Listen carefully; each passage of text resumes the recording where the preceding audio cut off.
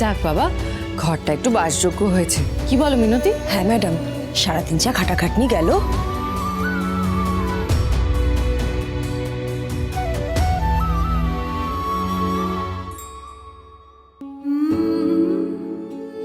এই চিঠিটা আমার মোটিভেশন, জানো মিনতি।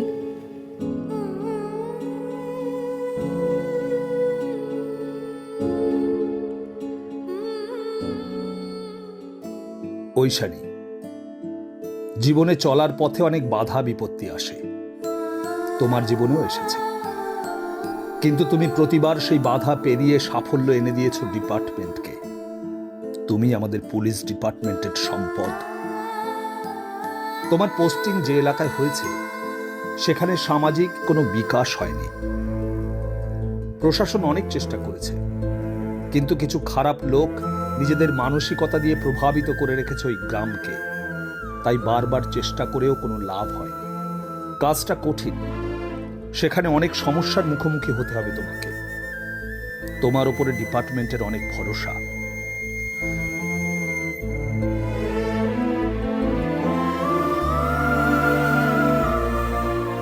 তোমার হাতে 3 মাস সময় আছে ঐশানী। এর মধ্যে পিছিয়ে পড়া ওই গ্রামগুলোতে সামাজিক ও পরিকাঠামোগতভাবে উন্নতি করে একটা আদর্শ গ্রামে পরিণত করো। তারপর আবার আমাদের কলকাতায় দেখা হবে। ইতি প্রসূন। মিনতি, আজকে সারাদিন অনেক খাটাখাটনি গেছে, তুমি শুয়ে পড়ো, বুঝলে? আমি একটা কাজ সেরে নিই। কি বলছেন ম্যাডাম? আপনি রাত জেগে কাজ করবেন আর আমি ঘুমাবো?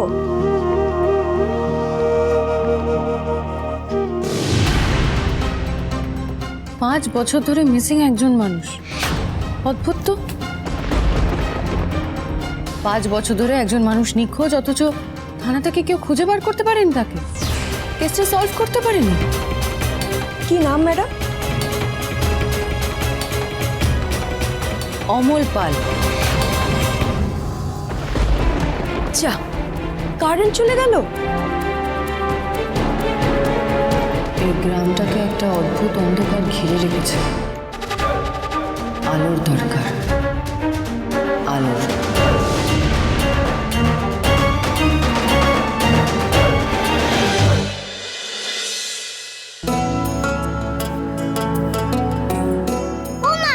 আজকে মাটিতে বিছানা করছো কেন গো? ওরে, আজ থেকে তো দিও আমাদের সাথে শোবে। তাই? তাহলে তো হ্যাপি মজা হবে। আমি আর দি সারা রাত গল্প করব। আহা, সারা রাত গল্প করব, তারপর আর কালকে স্কুল যেতে পারবো না। সকালবেলা ঘুম থেকে ওঠার সময় বলবো, মা আমার চোখের পাতায় কি আঠা লাগিয়ে দিয়েছে জানো তো, চোখের পাতাগুলো খুলতেই পারছি না।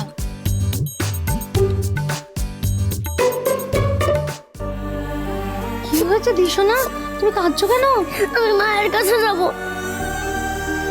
আমাকে মায়ের কাছে নিয়ে চলো। ধীমা, ও ধীমা, কাঁদে না মা। এখন কি করে নিয়ে যাব বলো? এখন তো অনেক রাত হয়ে গেছে, কাল সকাল হোক না। আচ্ছা দেখছি, দাঁড়া দেখছি তোর মাকে ফোনে পাই কিনা। না না না, আমি এক্ষুনি মায়ের কাছে যাব, এক্ষুনি যাব। ধীমা, এরকম করে কাঁদে না। আমি দেখছি তো বাবা, আমি দেখছি মা। ঠিক, কাঁদিস না, তুই কাঁদলে আমারও খুব কান্না পায়। মা শোনা আমার, এরকম করে কাঁদে না বাবা, একটু জল খেয়ে নাও তো, গলায় লেগে যাবে না। একটু খেয়ে নাও, হ্যাঁ খেয়ে নাও। এই তো শোনা, আমি কি মুশকিল হলো বলো দেখি। এইদিকে মেসাও তো নেই। আমি মায়ের কাছে যাব, আমি মায়ের কাছে যাব।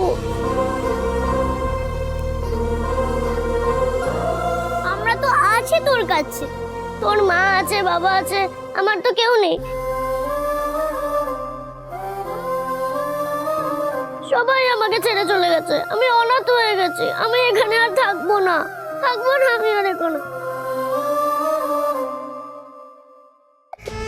ষাট এইরকম অলক্ষণে কথা বলতে আছে দিশো না? হ্যাঁ, এসব উল্টো পাল্টা কথা তোর মাথায় কে ঢোকাচ্ছে বলতো? তোর মা বাবা দুজনেই আছে, কাজে গেছে, ওরা দুদিনের মধ্যে ফিরে আসবে তো।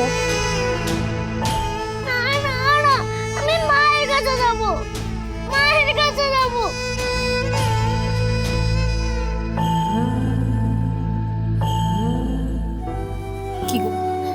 কোনো কথাই শুনতে চাইছে না।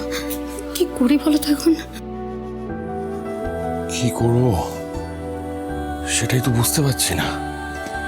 ও মা, মা তুমি কোথায় চলে গেলে মা?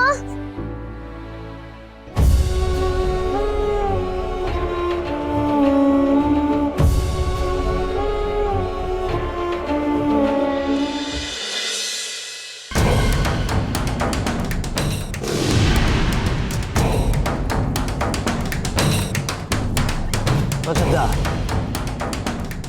বলছি, এই নাটার বল্টুকে যখন দায়িত্ব দিয়েছো, এই দায়িত্বতে ফেলটু মারবো না।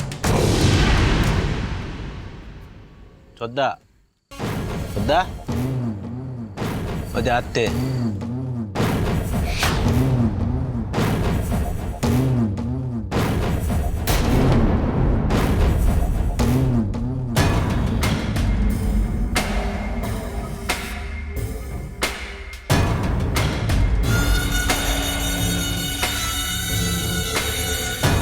নাম ছোটদা, যা চেয়েছিলেন একদম তাই নিয়েছি। কাজ হবে তো? কি যে বলেন কত, এ হলো জাত গোক্র, 100 বলেই শ্মশান দেখিয়ে ছাড়বে। হ্যাঁ,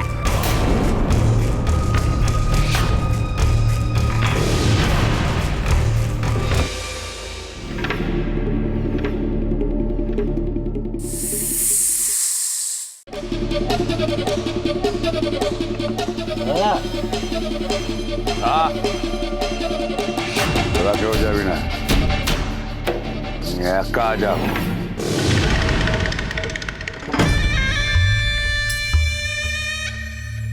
আচ্ছা ছোটদার ওই পুলিশের উপর এত রাগ কেন গো? আরে তোর মাথার নাত বলতে দিলে না তিবে? খবরদার এসব কথা তুলিস না। তোরদার পুলিশের তাতে অনেক দিনের ঝামেলা, বাড়ির ঝামেলা। তাই তো তোরদা পুলিশ দেখলেই মতটা গরম হয়ে যায়। এই, তুই যা তো, দা। আরে তোর বকদিত পেয়ে যাবি তুই, দা।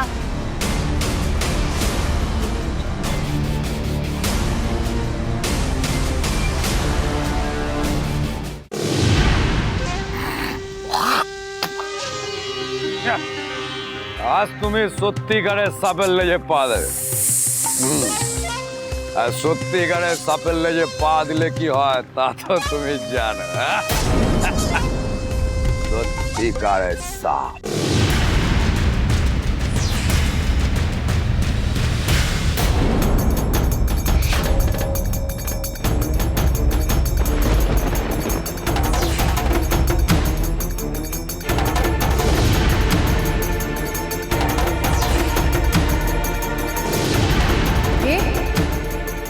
কে ওখানে?